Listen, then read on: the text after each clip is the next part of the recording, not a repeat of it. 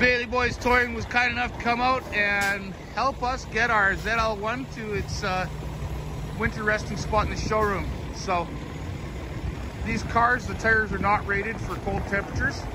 They're not safe. So these guys volunteered to come help us out, and they're gonna take this over to the dealership and put it right in the showroom for us. So I can honestly say this one's never been driven in the snow.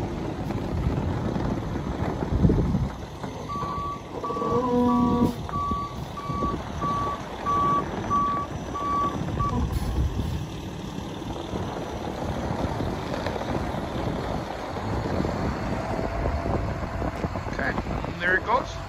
We'll pick up again over at the showroom.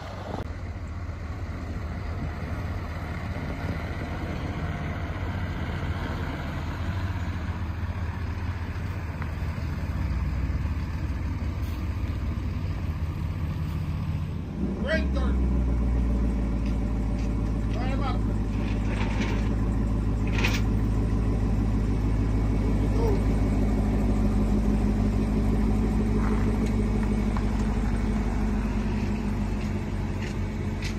Got lots here.